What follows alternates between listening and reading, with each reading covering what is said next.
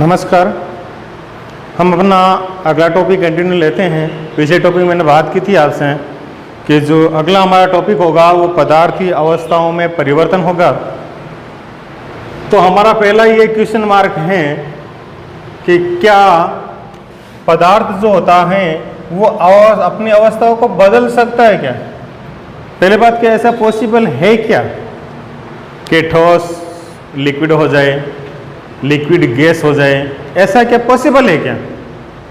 तो ये सबको पता पॉसिबल है। जैसे बर्फ़ है, हाथ में लेते ही पिघल जाती है, द्रव्य बन जाता है। आइसक्रीम होती है, वो गर्मी होती है उसमें पिघल जाती है, ठीक है ना। जैसे मिठाई खाते हैं, बर्फ़ी वगैरह जो मावे की बनती है, वो दूध लिक्विड होता है तो फिर वो ठोस बन जाता है। तो ये चीज़ें पॉसिबल तो हैं, ठीक है। हो तो सकता है कि पदार्थ अपनी अवस्था में, जैसे मान लीजिए लोहे के, जैसे मान लीजिए कोई आकार देते हैं तो ये भी धातु होती, तो इनको भी पिघला के कोई आकार दिया जाता है किसी। तो ये सारी चीज़ें पॉसिबल है। इसे पॉसिबल के लिए क्या क्या अवस्था बदल सकता है, क्या अवस्था में परिवर्तन के लिए क्या क्या कंडीशन आवश्यक है, क्या क्या होना चाहिए किस? तो दो प्रकार कंडीशन हैं, एक है तापमान और एक है दाब। एक है तापमान और एक क्या है? दाब। किसी पदार्थ की अवस्था हम उसको टेम्परेचर देके उसका तापमान बदल कर उसकी अवस्था में परिवर्तन कर सकते हैं। पहली बात क्या, ये इजीली सबको जानकारी में है, ठीक है ना। हम तापमान, जैसे मान लीजिए हम कॉमन एक बार देख लेते हैं। जैसे हमने ये कांच का एक बीकर ले लिया। कांच का बीकर ऐसे लेते हैं कि बाहर से भी हम आसानी से अंदर क्या परिवर्तन हो रहा है अध्ययन कर सकते हैं। इसी बीकर में हमने आइस ले ली, बर्फ़ ले ली। ये हमने बर्फ़ की एक टुकड़ी डाल दी इसके अंदर। बर्फ़ की टुकड़ी डालने के बाद हमने एक थर्मामीटर लगा दिया। थर्मामीटर का जो निचला सिरा है वो हमने आइस के साथ टच कर दिया। ये हमने इसके अंदर थर्मामीटर लगा दिया। फिर हमने नीचे इसके अंदर क्या है, एक जार है, बर्नर कह सकते हैं, ये बर्नर स्टार्ट कर दिया आंच वाला। तो क्या हुआ, जैसे बीकर में उसमें बर्फ़ पे आंच लगी तो उसके बर्फ़ क्या हुआ, पिघलने लगा। उस टेम्परेचर से क्या हुआ, उसका हमने तापमान देख लिया कि तापमान के साथ साथ जो बर्फ़ ठोस था वो द्रव्य अवस्था में परिवर्तित होने लग गया। और अगर और अधिक तापमान देंगे तो वो गैसीय अवस्था में भी परिवर्तित हो जाएगा। तो ये चीज़ें हम देख सकते हैं, ये हम अध्ययन कर सकते हैं। इन चीज़ों का ध्यान करना, पहली बात ये की होगी। दूसरी बात है क्या दाब के कारण, क्या दाब की सहायता से हम इसकी अवस्था में परिवर्तन कर सकते हैं क्या? क्या दाब में ऐसा हो सकता है क्या? हाँ, दाब में भी ऐसा हो सकता है कि अगर किसी वस्तु का हम दाब बढ़ा दें, किसी वस्तु का अगर हम क्या करते हैं, दाब बढ़ा दें, दाब बढ़ाएं और तापमान क्या कर दें, तापमान कम कर दें, तापमान कम कर दें, दाब बढ़ा दें और तापमान कम कर दें, तो हम उसकी अवस्था में परिवर्तन कर सकते हैं। जैसे सिलेंडर तो इतना सा होता है, आम गैस का सिलेंडर जो होता है छोटा सा होता है, लेकिन सिलेंडर छोटा सा होता है, उसमें गैस कितनी होती देखिए। अगर हम उसमें हलाकत देखते हैं तो हलाकत देखने पर वो है ना, उसकी एक अवस्था में परिवर्तन होता है, वो हमें लिक्विड दिखती है। तो उसको तापमान, उसको दाब बढ़ाकर उसको गैसीय अवस्था से द्रव्य अवस्था में उसको क्या कर सकते हैं, परिवर्तित कर सकते हैं। तो ये दाब के कारण भी अवस्था में परिवर्तन हो जाता है, ध्यान करना। तो तापमान में से भी अवस्था में परिवर्तन होता है और दाब से भी अवस्था में परिवर्तन होता है, ठीक है। ये दो चीज ध्यान करना। इन चीज़ों को इस प्रकार से आपको कॉपी में लिखना है, ध्यान करना। अगला देखते हैं हम कि ये जो अवस्थाएं हैं, ये अवस्था में जो परिवर्तन है, ये परिवर्तन, इन परिवर्तनों को किस प्रकार से, जैसे मैंने आपको बना दिया है, ये ठोस हैं, द्रव्य हैं, गैस हैं। ये जो एरो बना दिया है, एरो का मतलब ये हो गया, देखो ठोस से ये द्रव्य बन रहा है, द्रव्य से ठोस बन रहा है, ठोस से गैस बन रही है, गैस से ठोस बन रहा है, गैस से द्रव्य बन रहा है, द्रव्य से क्या बन रही है, गैस बन रही है। इन अवस्थाओं के परिवर्तन को क्या कहते हैं, क्या हम क्या कह सकते हैं, अवस्था में परिवर्तन होता है उनको हम क्या कह सकते हैं, ये ध्यान करना। तो देखो कोई पदार्थ ठोस है, जैसे मान लीजिए ठोस से बर्फ है, बर्फ बन गया द्रव्य, क्या बन गया, बर्फ द्रव्य बन गया, है ना। तो ठोस से जो द्रव्य बनता है उसको कहते हैं संगलन, यानी गलना कहते हैं। ये परिभाषा ध्यान करना, यही परिभाषा है। संगलन किसे कहते हैं, किसी कमरे के ताप पर कह सकते हैं, या किसी पदार्थ का ठोस अवस्था से द्रव्य अवस्था में परिवर्तन क्या कहलाता है, संगलन कहलाता है। बर्फ से पानी बन गया, वो संगलन कहलाएगा। अपोजिट, यदि कोई द्रव्य पदार्थ है ठोस में बदल गया, यानी पानी है, पानी को फ्रिज में रखा, वो जम गया, बर्फ में परिवर्तित हो गया, उसे हम क्या कहेंगे, उसे हम क्या कहेंगे, जमना कहेंगे। क्या कहेंगे कि जम गया, पानी जम गया तो जमना कहेंगे। जमना, ध्यान करना, उसको हम क्या कहेंगे? जमना कहेंगे, या हम कह सकते हैं जमाव के, या कह सकते हैं जमाव, इसका जमाव हो गया। दो बात क्लियर हो गई। अगला देखते हैं ठोस। अगर ठोस मान लीजिए सीधे गैस में बदल जाए, लिक्विड बीच वाली अवस्था ही लुप्त हो जाए, बहुत इंपॉर्टेंट है, बहुत पूछा जाता है परीक्षा में। ठोस पदार्थ नौसादर, यानी इसको बहुत पूछा जाता है कि एक चाइना मतलब ये डिश चीनी मिट्टी की प्याली लीजिए, चीनी मिट्टी की प्याली में नौसादर डाल लीजिए। क्या डाल लीजिए? इसको नौसादर डाल लीजिए और उसको एक स्टैंड पर सहायता से रख दीजिए, नीचे एक बर्नर लगा दीजिए और चीनी मिट्टी के प्याले पर क्या रख दीजिए? उल्टा कीप रख दीजिए और कीप का जो सिरा होता है, इस सिरे में क्या डाल दीजिए? कॉटन डाल दीजिए।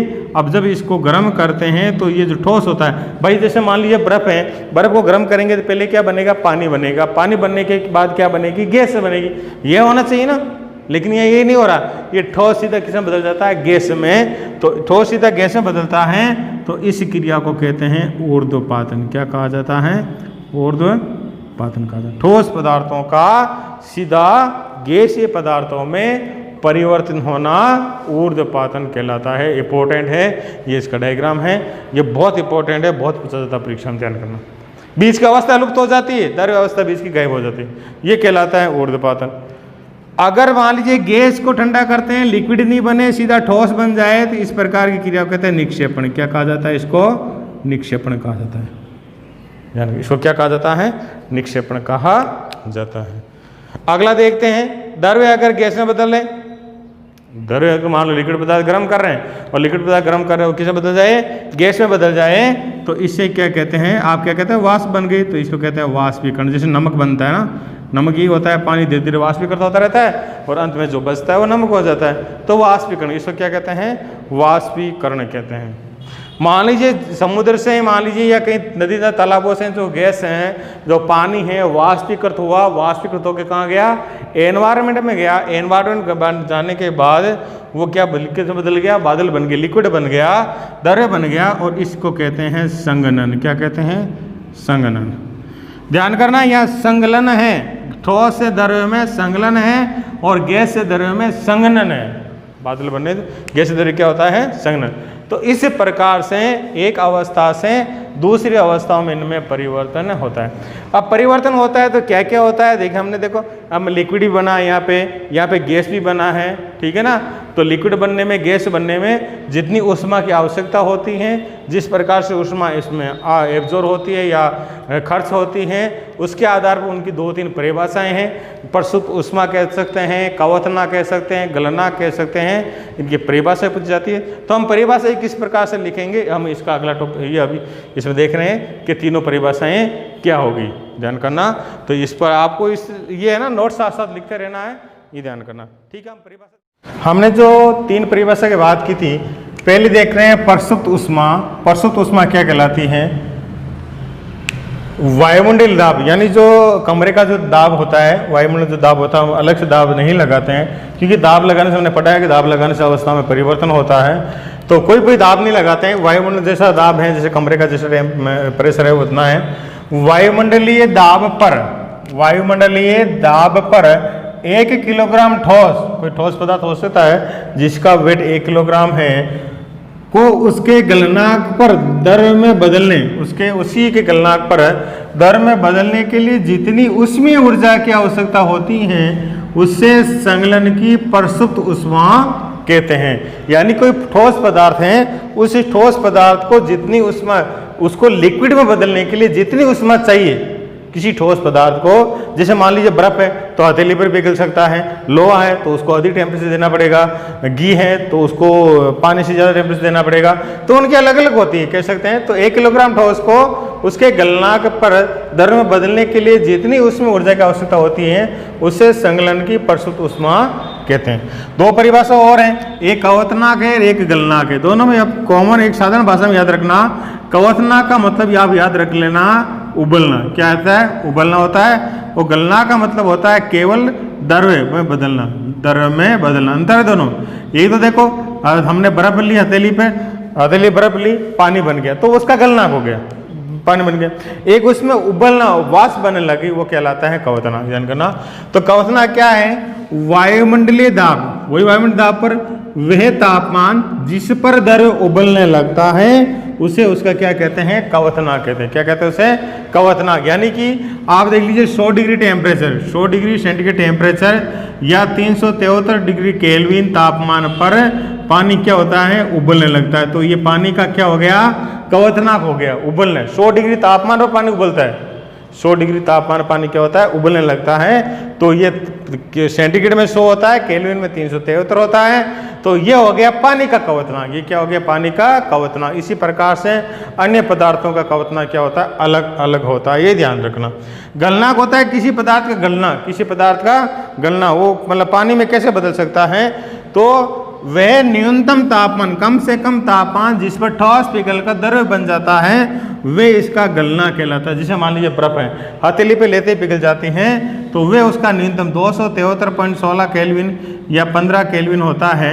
ये आपके पानी का गलनांक बिंदु होता है। पानी का क्या होता है? गलनांक बिंदु कह सकते हैं कि जो बर्फ होता है, बर्फ का गलनांक होता है, सॉरी पानी तो लिक्विड ही है, ये बर्फ का गलनांक है। बर्फ आसानी से बाहर निकालते ही इसी टेम्परेचर पर पिघलने लग जाती है, तो ये उसका गलनांक बिंदु हो गया। तो आपको इनमें तीनों में आपको परिभाषा याद रखनी है। विशेष तौर पे जो पूछ लेते हैं क्वथनांक, जल का क्वथनांक कितना होता है, बर्फ का गलनांक ये होता है, ये छोटी मोटी बातें याद रखनी है। और ये तीन परिभाषाएं हमने जो आज पढ़ी है, द्रव्य की जो अवस्था परिवर्तन पढ़ा है, तापमान के आधार पर और दाब के आधार पर उस अवस्था परिवर्तन जो मेन चीज़ थी वो ऊर्ध्वपातन थी। साथ में हमने 6 परिभाषाएं पढ़ी हैं। कौन कौन सी पढ़ी है? संगलन कह सकते हैं, जमाव कह सकते हैं, ऊर्ध्वपातन है, निक्षेपण है, वाष्पीकरण है और संघनन है। 6 परिभाषा के साथ साथ ये 3 परिभाषाएं भी आपके इसमें इंपॉर्टेंट है।